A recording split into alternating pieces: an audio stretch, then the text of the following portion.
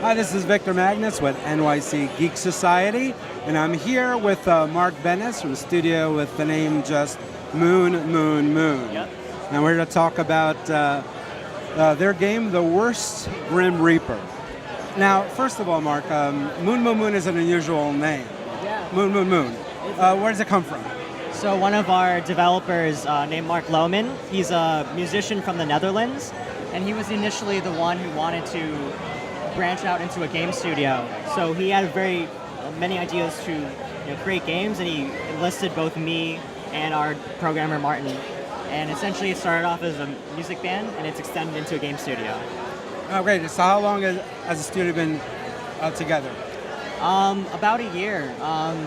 Initially, Mark had released, the other Mark, had released a demo of a uni-dynamic 2D lighting build, and from there, Martin and I had found out about it and contacted him. So we've been making The Worst Grim Reaper for about a year. Oh, this is great. Now, it's a very cute character, and I think that every single goth kid who plays video games is going to love the Reaper named Sebastian, who, according to this, is the worst Grim Reaper. He's bad as a job.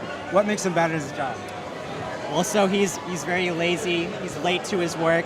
The premise that we start our game with is that he sleeps in and he misses the first 3 souls that he was supposed to collect on his scroll or list of names, and so he has to catch up and track down the dead bodies of these people to find their souls and meet his deadline as a Grim Reaper.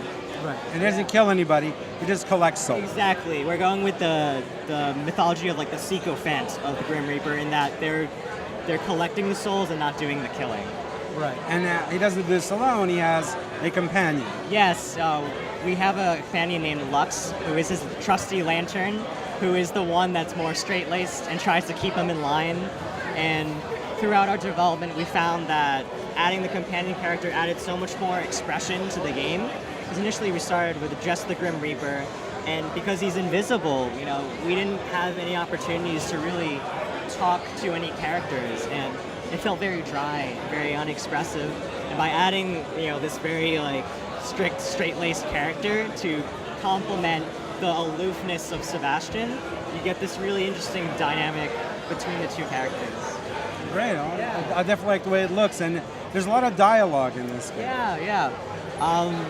Definitely it's a dialogue and story-driven game, and some of the criticisms we've received from some people is that, maybe is it too dialogue-heavy, but something we've kind of internally decided is that we want to take the approach of focusing on story, and I think with the setup that we have with the story we want to tell, I think the dialogue is just necessary to create the very expressive story that we're shooting for and creating that kind of immersive experience. Great. Now, is the music in the game by Moon, Moon, Moon? Yes. So the great thing is, as Moon, Moon, Moon, the band is an excellent Dutch, songwriting group. And what we want to do is we want to integrate a songwriting approach into our game. So our planned approach is to essentially take journal entries that Sebastian writes as he's playing, or as you play the game, he writes journal entries of what happens, and we want to integrate those lyrics into a track that plays while you're doing, or while you're playing the game. So, for example, say if you explore a market and you find an item, there'll be a lyric saying I picked up a watermelon from the store. And you'll unlock that lyric if you do the event, and it creates this immersive, dynamic music that is a songwriter approach, and I think it's going to be something very unique once we finally show it. It definitely sounds unique. Yeah. Now, when do you expect to have it released? I'm going to say to be announced. We're still early in development. We're lucky enough to have something very clean to show in terms of art. But in terms of the mechanics and where we're taking the story, we're expecting perhaps next year, but no promises. All right, and what platforms? We're shooting for PC to start, and depending on the reception, depending on the support, we would love to go Switch, consoles. That would be a great possibility. Right now, do you Do you already have plans beyond this game? Is there any concepts that you're working on for the future? Well, so the way we're structuring this game is we want it to be episodic, and what we're going to do is we're essentially working on the prologue right now, and what we're going to do is we're planning to offer it for free and offer a fan pack that has our soundtrack, some behind-the-scenes looks at the game, as a way to support us if you so choose. And we really like this method because we want to make sure games are accessible to people from all different economic backgrounds, and in that way, the people who can support us can, and the people who are not so fortunate can have this experience and possibly support us down the road. It's like a Kickstarter without the Kickstart. Yeah, exactly.